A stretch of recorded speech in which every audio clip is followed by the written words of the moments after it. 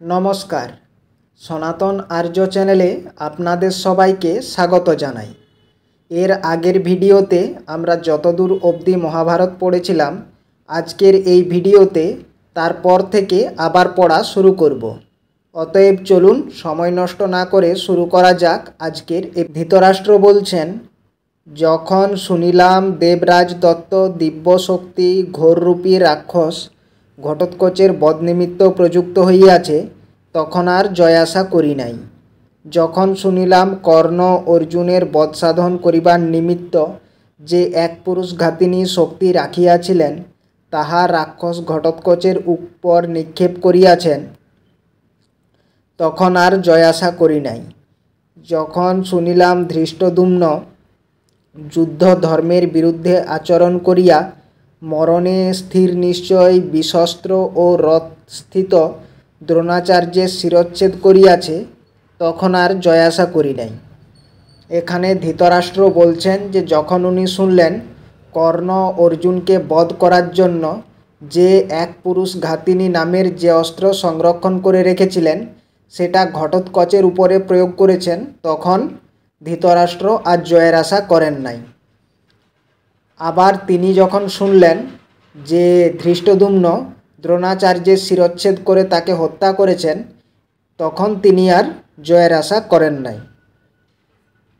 যখন শুনিলাম অশ্বত্থমার সম্মুখীন হইয়া মাদ্রীসূত নকুল অসংখ্য লোকসমক্ষে ঘোরতর দ্বৈরথ সংগ্রাম করিয়াছে, তখন আর জয়াশা করি নাই।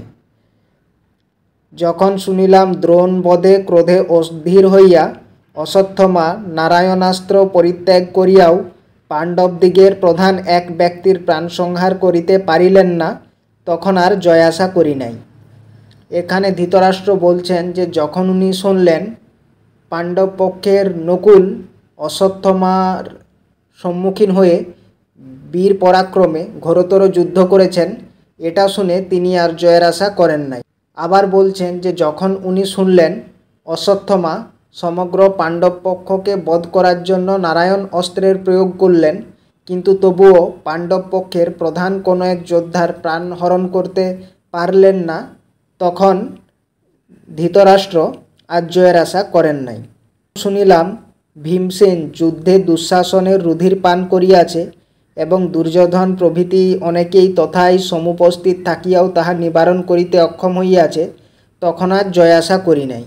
এখানে রাজা ধৃতরাষ্ট্র বলছেন যে যখন উনি শুনলেন যুদ্ধক্ষেত্রে ভীম দুঃশাসনকে বধ করে তার রক্ত পান করেছে, কিন্তু দুর্যোধন কর্ণ প্রভৃতি বীরেরা সেই যুদ্ধক্ষেত্রে থাকা সত্ত্বেও দুঃশাসনকে রক্ষা করতে পারে নাই, তখন সেটা শুনে রাজা ধৃতরাষ্ট্র জয়ের আশা ত্যাগ করেছেন। যখন শুনিলাম অর্জুন অতি পরাক্রান্ত কর্ণকে সমরসায়ী করিয়াছে, তখন আর জয়াশা করি নাই। এখানে ধৃতরাষ্ট্র বলছেন যে যখন উনি শুনলেন অর্জুন অতি পরাক্রান্ত কর্ণকে বধ করেছেন, তখন তিনি জয়ের আশা ত্যাগ করেছেন। যখন শুনিলাম ধর্মরাজ যুধিষ্ঠির অতি দুর্ধর্ষ দুঃশাসন মহাবীর্য কৃতবর্মা ও অশ্বত্থমাকে পরাজয় করিয়াছে, তখন আর জয়াশা করি নাই। এখানে ধৃতরাষ্ট্র বলছেন যে যখন উনি শুনলেন যুধিষ্ঠিরের মতো একজন সাধারণ যোদ্ধা দুঃশাসন কৃতবর্মা এবং অশ্বত্থমার মতো যোদ্ধাকে পরাজিত করেছেন, তখন সেটা শুনে রাজা ধৃতরাষ্ট্র আর জয়ের আশা করেননি। তখন শুনিলাম শল্য বাসুদেবকে পরাজয় করিব বলিয়া সর্বদা স্পর্ধা করিত যুদ্ধস্থলে যুধিষ্ঠির তাহার প্রাণনাশ করিয়াছে, তখন আর জয়াশা করি নাই। এখানে ধৃতরাষ্ট্র বলছেন যে যখন তিনি শুনলেন যে যুধিষ্ঠিরের হাতে শল্য মারা পড়েছেন, সেই শল্য যিনি কিনা সর্বদা বাসুদেবকে বধ করব বলে অহংকার করতেন, তিনি বধ হয়েছেন রাজা যুধিষ্ঠিরের হাতে, এটা শুনে রাজা ধৃতরাষ্ট্র আর জয়ের আশা করেননি।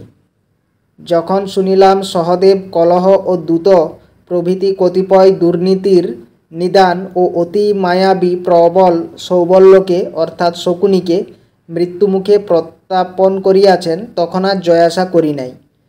এখানে রাজা ধৃতরাষ্ট্র বলছেন যে যখন উনি শুনলেন সহদেব রাজা শকুনিকে হত্যা করেছেন, তখন সেটা শুনে তিনি জয়ের আশা ত্যাগ করেছেন। যখন শুনিলাম দুর্যোধন গদাযুদ্ধে সবিশেষ নৈপুণ্য প্রদর্শন করিতেছিল, ইত্যবসরে ভীমসেন আপনার অনুরূপ বিক্রম প্রকাশ করিয়া তাহাকে সমরসায়ী করিয়াছে, তখন আর জয় আশা করি নাই। এখানে রাজা ধৃতরাষ্ট্র বলছেন যে যখন উনি শুনলেন গদাযুদ্ধে ভীমের হাতে দুর্যোধন নিহত হয়েছে, তো সেটা শুনে তিনি আর জয়ের আশা করেন নাই।